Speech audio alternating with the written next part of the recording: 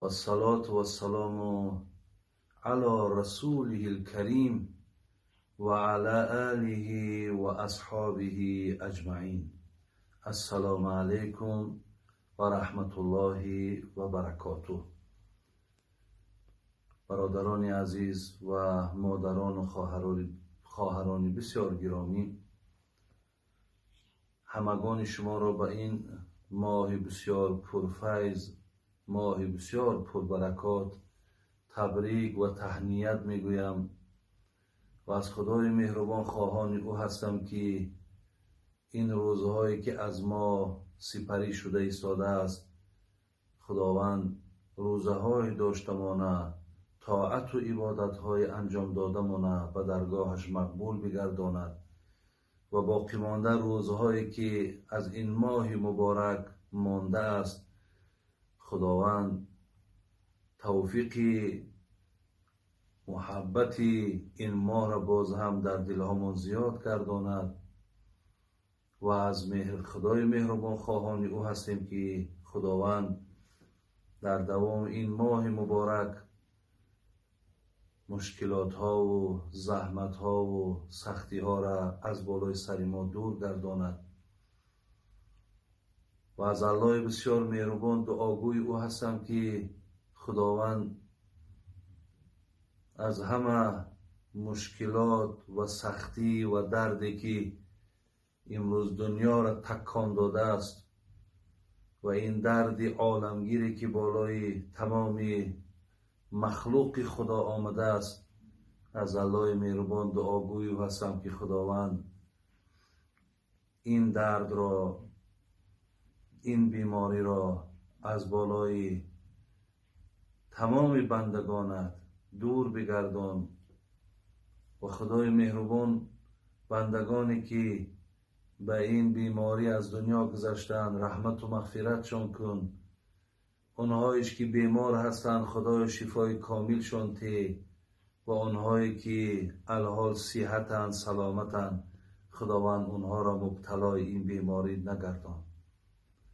و الله مهربان دعاگوی او هستم که خداوند علل خصوص در این کشور زیبای ما، در این ملک محبوب ما، الله مهربان خوبی ها را و نیکی ها را و برکات را عطا فرما و این درد هم که امروز نصیب این ملک ما و مردم ما هم که شد، خدایا با فضل کرمت این درد را و این غم را از بالای این بندگانت، علل خصوص بندگان روزدارت، خدای مهربان دور بگردان و ملک ما را الله مهربان زیبا و نیک و خوب بگردان. بندگانی که در این زیباگی و آبادی و پیشرفت این ملک و این ملت سهمگذاری میکنند، خدمت ها میکنند، خداوند با فضل و کرمت در پناه رحمت و عصمت نگهبانشان باشی. علخصوص رهبر دولت هم که در این روزها خیلی تشویش ها و خیلی سرگردانی های زیادی دارند برای دور کردن این بیماری و این مشکلات، الله مهربان کاراشان در برکات و کشایش نصیب بگردان. برادران و مادران و خواهران عزیز، دیروز من در برنامه تلویزیونی از طرف نمایندگان دین برنامه را گوش انداختم که مردم را برای دستگیری در این روزهای سخت، برای مبلغ گذاری احسان کردن به صورت حسابهای مخصوصی که در تلویزیون نمایش داده می شد گوش انداختم. راستی بعد انجام این برنامه سخن رهبر دولت که پیشتر صدا داده بود که در این روزها از زمره تماشابین و از زمره آدمان بی‌طرف نباشید، ما هم برای خود تصمیم گرفتم که البته نکند که از زمره تماشابین و بی‌طرف باشم و انشاءالله موافق همون توانایی و شرایط امکانیتی که دارم خدا خواهد در این صورت حساب مبلغم میگذارم و دیگر خدمتی که کرده میتوانم همچون یک نفری از این جامعه بسیاری از برادرانی که امروز امکانیت دارند برای اونها خبری دارم، برای اونها خوشخبری داریم از معجزه، از کتاب الهی، از قرآن و از خبرهای پیامبر گرامی. میخواهم در این سمتم خدمت خود گذارم.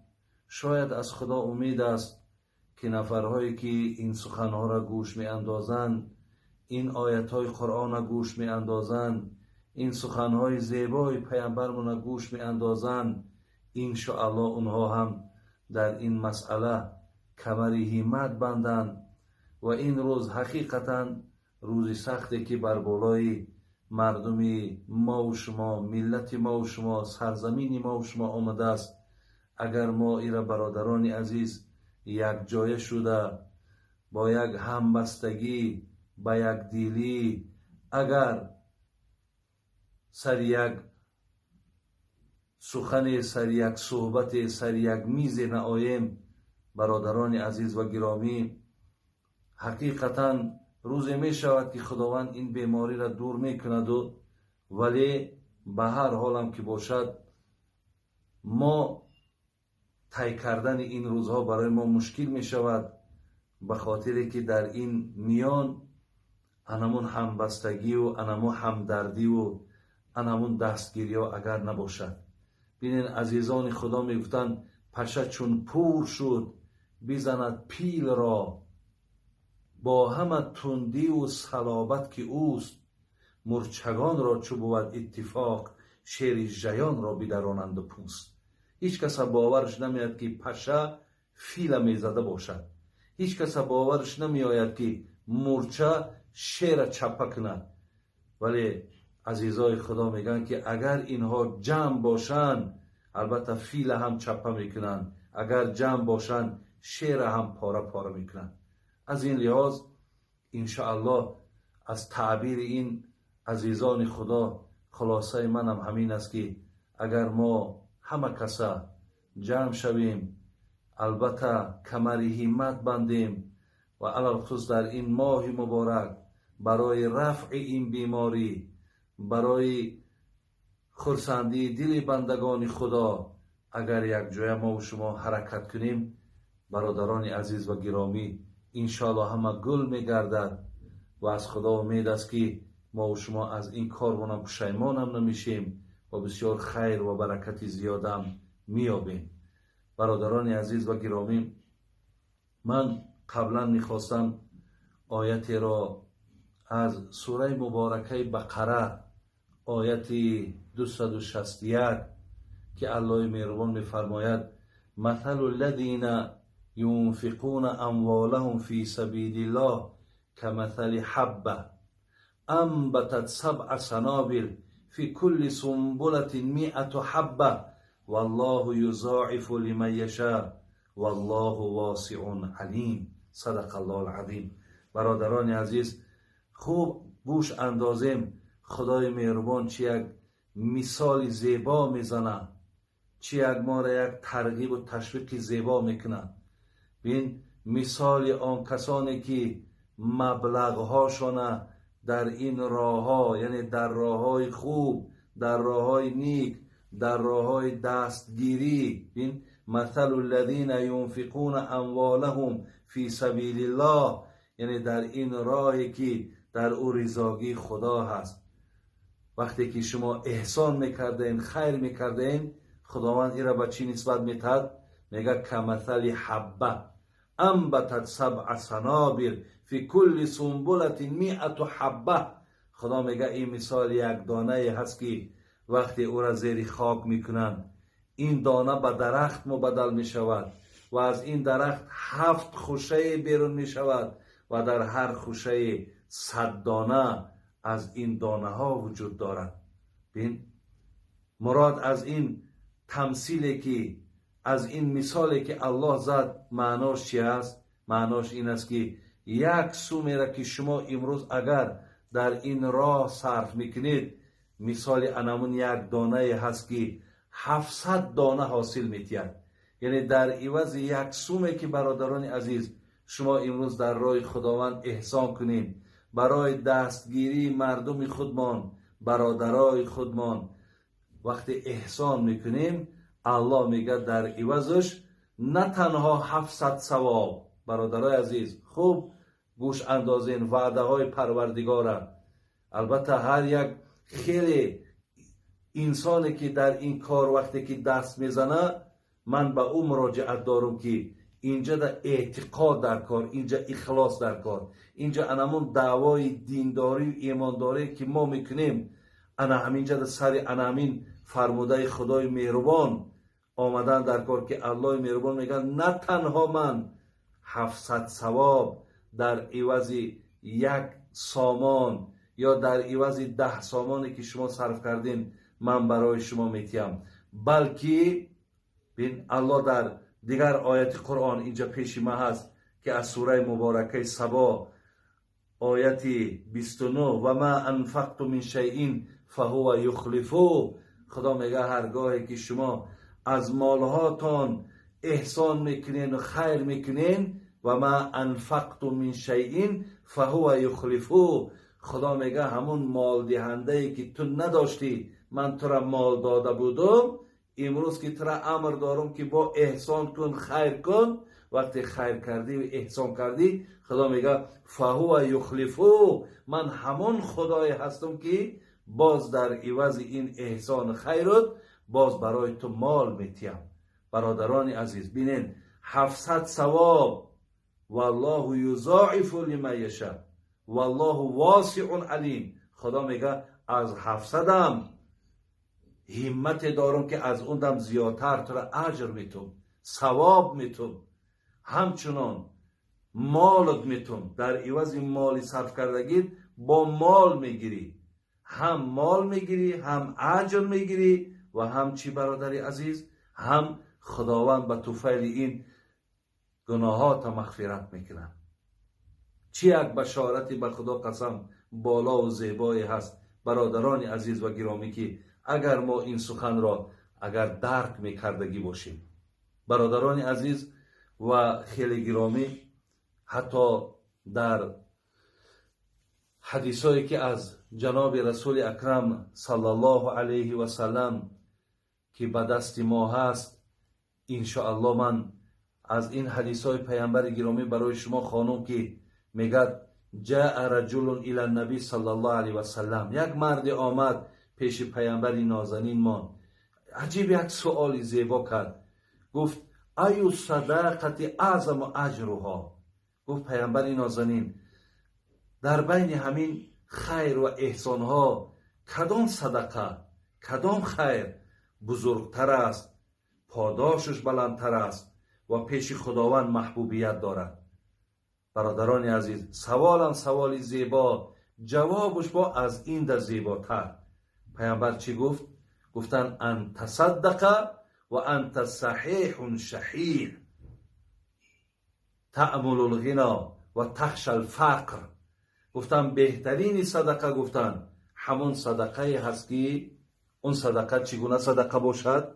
پیامبر گفت وقتی که تو صحیحی، صحیح به معنایی که امکانیت داری، یعنی امکانیت داری، مبلغی داری که تو او را مقصد برای برادرات، برای خواهرات، برای درمانده ها تو وقتی احسان میکنی، میگه تو در همون امکانیتت هست که انشاءالله تو از سر او مالت احسان و خیر کنی. او امکانیت داری، یعنی همه او کلید خزینه ها و همه بگیم همون امکانیت ها و همون فرمان ها و همه در دست تای.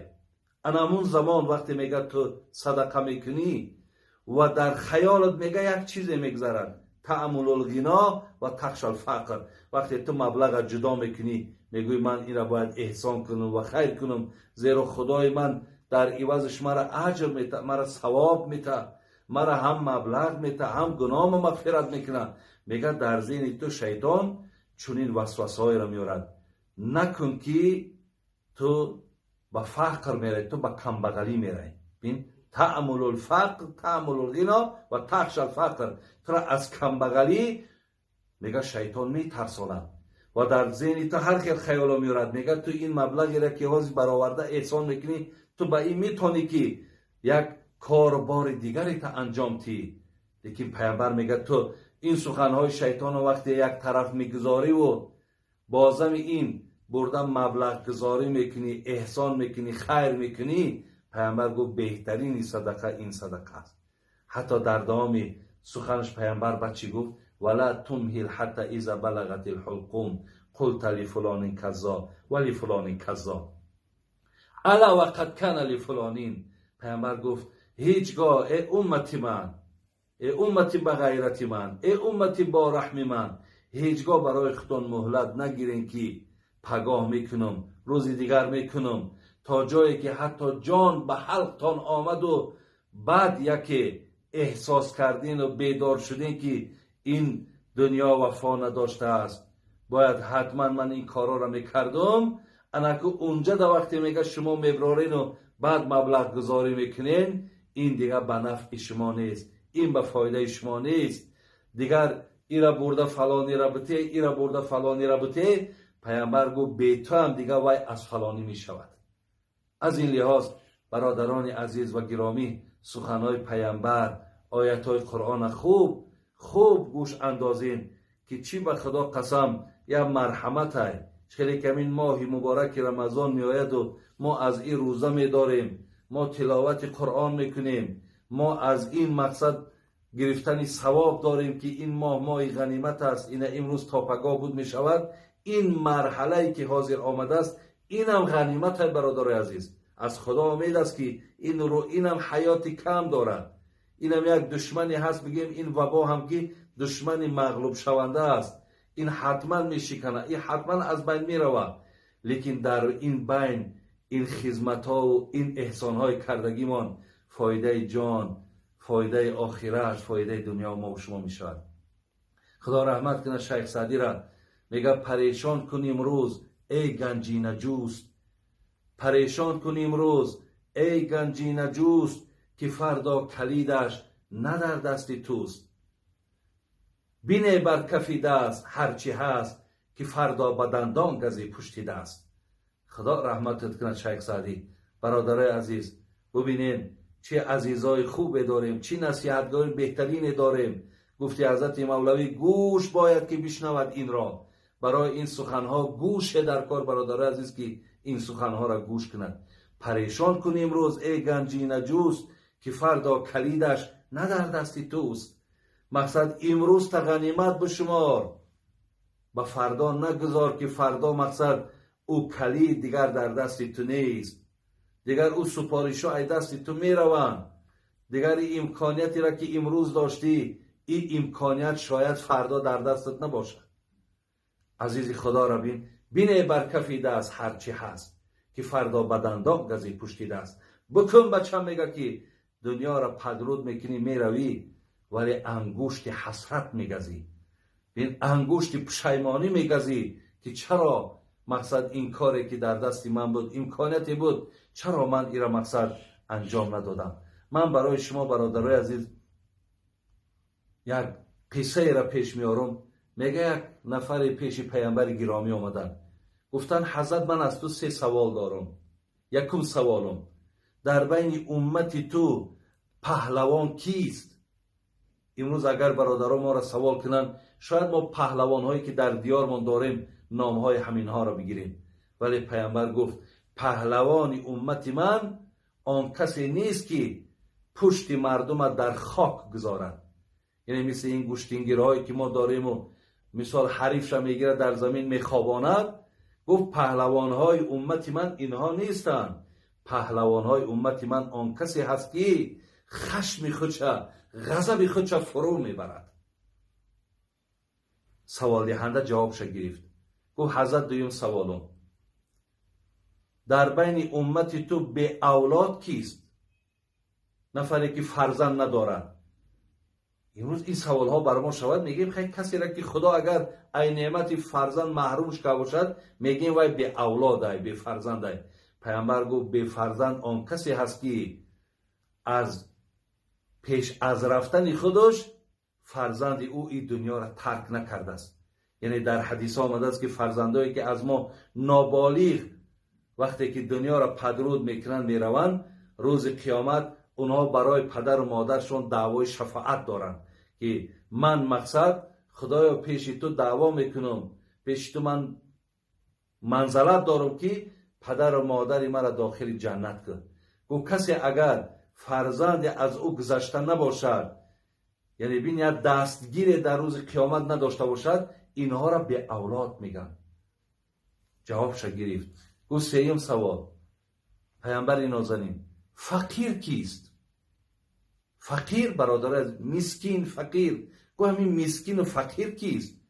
امروز اگر بینین در ما میپرسن که مقصد در محلتان فقیرها کیان که مثال کمک مالیشون کنین، ما فقیر برادر عزیز همینها را میدانیم. پیامبر گفت که فقیر، گفت فقیر فقیرای امتی من، گفت فقیرهای روز قیامتن. روز قیامت گفت من امتهای دارم که فقیرن، مسکینن، هیچ چیز ندارن. گفتن حضرت کیا هستن؟ گفت کسانی که در دنیا امکانیت داشتن که خیر کنن، احسان کنن، مبلغ گذاری کنن ولی نکردن. روز قیامت گفت این امتهای من فقیرهای روز قیامت به شمار می روند. برادران عزیز و خیلی گرامی، از همه شما من در عوض این صحبت هایی که دارم، من میتونم برادران عزیز برای شما ساعت ها صحبت داشته باشم. میتونم انشاءالله از این آیت ها و حدیث های فراوان پیامبر نازنین به گوش شما سخن های زیاد رسانم، ولی فکر میکنم که برای انسان میفهمیدگی، میگه برای آدم دانا یک اشاره. محمد صاحب در کلیاتش میگفت یک نکته بس است اگر شعور است، ورنه چو چراغ پیش کور است. برای آدمی با فهم میگفت یک نکته هم کفایت میکند، و الا آدمی نفهمد مثل یک آدمی نابینا را در پیشش برده یک چراغ گذاشتنه.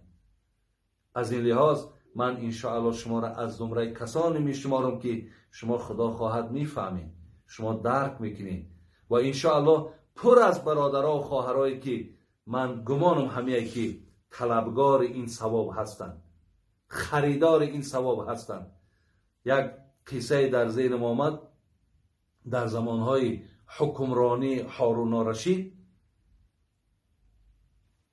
میگه رومی ها بر بالای مسلمان ها میگه هجوم کردن. مردم آمدن نزد هارون الرشید گفتن در فلان منطقه رومی ها بالای مسلمان ها هجوم کردن، مسلمان ها هیچ امکانی ندارن که از خودشان دفاع کنن.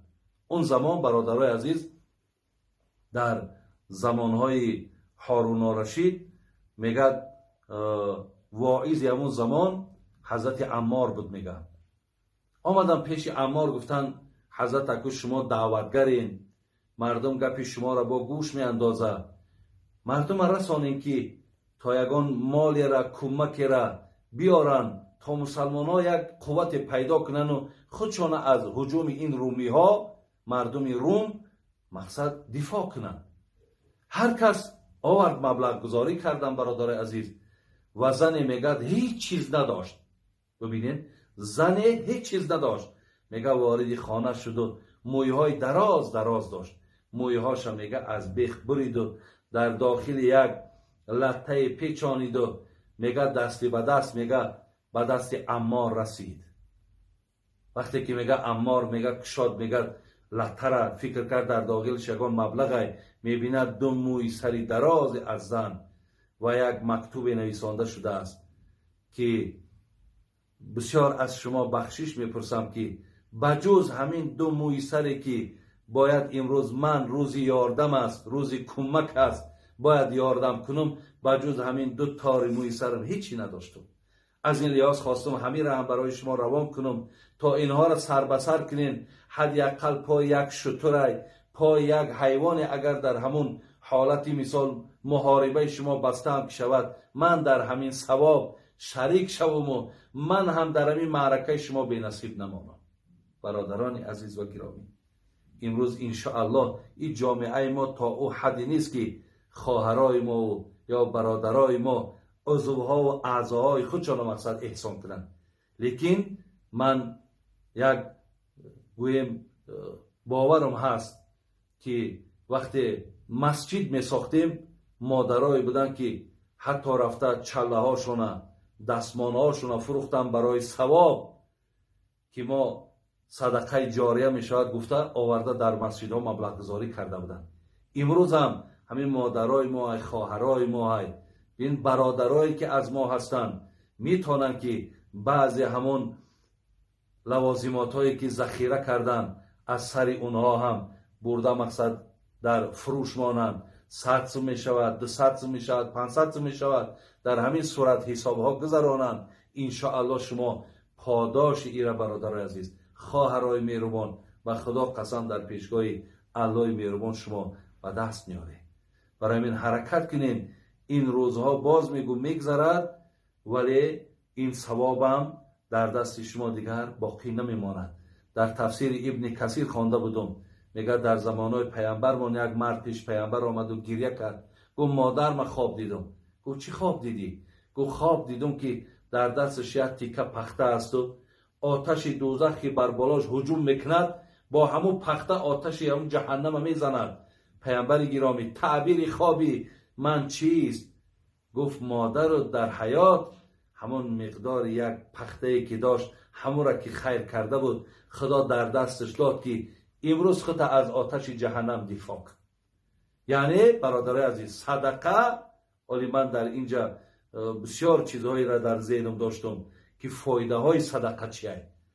یکی از فایده هاش همین است که صدقه روز قیامت هم سایبان تان می شود و هم یک آلت محافظت خودتان از عذاب خداوند می شود. چگونه این مادر مقصد از این صدقه کردگیش خودش از آتش جهنم نگه می داشت. یک حدیث در آخر می خوانم برادر از با همین دعا می کنم. حدیث جناب امام منذری در کتاب الترغیب و الترهیبش می آرد در باب آدمانی که احسان می کنند. میگه پیامبرمون برادر عزیز و گرامی گفته بود است که این صدقه المسلم تزید فی العمر. یکم وقتی که بنده ای که اگر احسان میکند خیر میکند چیزهایی را که الله میتید او را ما از مخلوقش گرفتن نمیتونیم. یک عمر تا خدای مهربان زیاد میکند. عمر آدم به سبب احسان برادر عزیز خیر و احسان عمر آدم زیاد میشه. تزید فی العمر و تمنع میتة سوء.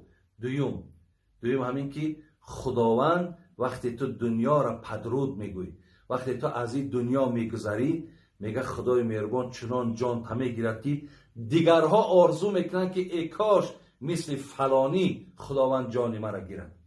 خیلی که بسیاری مردم بینین میگه در رمضان خدا جانش گرفت، در مکه مکرمه جانش گرفت، در مسجد جانش گرفت. ببین در یک یعنی در راههای نیک جان تمه گیرد که همه آرزوی بگیم حتی همون جان دادن تر میکند. میگه دویم چیزی که خداوند میتید این است که تمنع میتة سوء. هیچ وقت جان آدمی سخی را خداوند با بدنامی نمیگرفت است. 3 و یذهب الله بها الفخر و الکبر. میگه آدمی که اگر احسان کار باشد و خیر میداشتگی باشد و آدمی صدقه میکردگی باشد خدا دو خصلت رذیله را از اون میگیرد، یکی تکبری را یکی فخر را.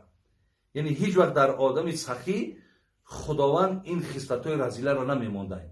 یکی تکبر یعنی آدمی ناپسند، آدمی مثال بگیم بسیار به هوا و هوس داده شده، آدمی که دیگرها را حقیر میشمارد و بسیار فخر دغدغه و دبدبه میکند که این خصلت اصلا هیچ کس دوست نمیدارد، حتی الله دوست نمیدارد.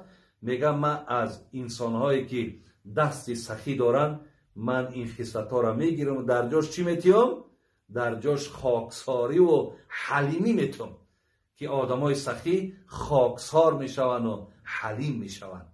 دیگر هدیه که شما از احسانتان میگیرین، پیامبر گفت این صدقه تطفئ غضب ربی کما یطفئ الماء النار. دیگر هدیه که الله بر آدم سخی میداده است این بود است که غضبش خدا در بالات خاموش میکنه، هیچگاه بالای تو غضب نمیکند، غضبش میپوشاند. چگونه ای که میگد آب آتش خاموش میکند، همچنان صدقه شما غضب خدا را خاموش میکند. برادران عزیز و گرامی، شیخ سعدی فرمود که زر و نعمت اکنون بیده کانی توست که بعد از تو بیرون ز فرمانی توست. با دنیا توانی عقبا خری بخر جانی عزیز ورنه حسرت خوری. زر و نعمت اکنون بیده کانی توست که بعد از تو بیرون ز فرمانی توست. با دنیا توانی عقبا خری بخر جانی عزیز ورنه حسرت خوری. همین جهازیر بودن و ده میتونی آخرت بخری. انمی با احسانات، با خیرات، با دستگیریات برادر و خواهر عزیز میتونی که آخرت بخری. در آخر بازم از شما خواهش میکنم برادرای عزیز و گرامی که عزیزای خدا میگن تو که از غم دیگران بیغمی نشاید که نامد نهن آدمی. شیخ سعدی میگه من تو را آدم نمیشمارم. امروز اگر در غمی برادرها و در غمی همدیارای خودت اگر شریک نباشی من تو را آدمم نمیشمارم. زیلی هاست برادرای عزیز و گرامی امروز همه ما غم شریک باشیم. امروز چی امکانیت داریم احسان ها ما بکنیم؟ هست انسان هایی که ممکن قوت 10 سامان دارن، ممکن قوت 20 سامان دارن، در محله ها